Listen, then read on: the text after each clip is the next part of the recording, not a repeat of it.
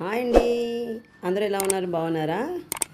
ఈ పని నేను 2 నెలలకు ఒకసారైనా చేస్తానండి. మరీ ఎక్కువగా అయితే చేయను గానీ 2 నెలలకు ఒకసారి తీసుకుంటాను. ఎందుకంటే ఇలా పోపుల డబ్బాలో ఉన్న అన్నీ అవి ఉంటాయి కదండీ! మనకు విడివిడిగా అన్నీ గిన్నెలు ఉంటాయి కదండీ! అవి మనం తీసుకొని పెట్టి అంతా చాలా గింజలన్నీ దాని కింద పడిపోయి అన్నీ అయిపోయి అన్నీ మిక్సప్ అయిపోయి అంతా ఉంటుందండి. నేను అట్‌లీస్ట్ 1 ½ మంత్, 2 మంత్స్ తీసుకుంటాను. ఇలా బాగా అన్నీ తీసి పారేసి నీట్‌గా క్లీన్ చేసి ఎండబెట్టి వాటిని మళ్ళీ దాన్ని గిన్నెలన్నీ నీట్‌గా పేర్చి వాటి నిండా మళ్ళా సర్దుతాను. అంటే ఇవన్నీ మధ్యలో 2 నెలల దాకా వస్తాయా అని అనుకునేది మీరు. కాదండి. మధ్య మధ్యలో ఫిల్ చేస్తా ఉంటాం గానీ క్లీన్ అయితే చేయమనమాట. అట్‌లీస్ట్ 1 మంత్ పైన అయితే డెఫినెట్‌గా తీసుకుంటాను టైం నేను.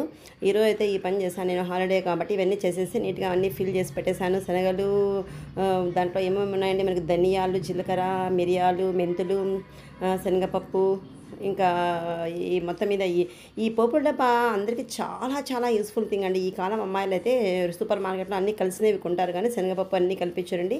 ఇది మాత్రం తప్పకుండా ఇది ఎన్ని ఏండ్లదో నాకు తెలిసి నేనే 10, 12 ఏళ్ళ పాపగా ఉన్నప్పుడు మా అమ్మ కొనిందండి. ఈ పోపుల డబ్బా అలాగే నాకు అలవాటయిపోయింది. నేను ఎవరికైనా కూడా ఎక్కువగా ఇది గిఫ్ట్ ఇస్తూ ఉంటాను నేను. అంటే బాగా యూస్ఫుల్ థింగ్ అని చెప్పి. కాకపోతే కంటైనర్స్, ప్లాస్టిక్ కంటైనర్స్ అట్లా ఉండదు. దీన్ని ఇలాగే మెయింటైన్ చేసుకోవాలి మనం. చూడండి అన్ని రకాల ఐటమ్స్ 7 ఐటమ్స్ మిరియాలు, జీలకర్ర, ఉద్దిపప్పు, శనగపప్పు, మెంతులు ఇవన్నీ ఇలా ఇలా పెట్టేస్తామండి. దీనికి మధ్యలో ఒక మూత అదే ఒక లిడ్ ఉంటుంది. అది వీలైతే అలా దానిపైన పెట్టుకోవచ్చు. లాస్ట్ పైన కూడా కాకుండా దాని కిందకి చేర్చేస్తాను నేను. ఎందుకంటే హడావిడిగా ప్రతిరోజు మూత తీసివేసుకోవాలంటే కష్టమని అలా పెట్టేసి అలా పెట్టి యూజ్ చేసుకోవడం మళ్ళీ తీయడం అనండి ఇదేనండి. ఎంతమంది ఇలా చేసుకుంటూ ఉంటారు? చాలామంది చేసుకుంటూనే ఉంటారండి. మీలో ఎంతమందికి రిలేటెడ్ ఉందో కామెంట్ చేయండి. ఓకేనండి. పోపుల డబ్బా చాలా యూస్ఫుల్ థింగ్ అండి ఇది మనకి. ఓకేనండి.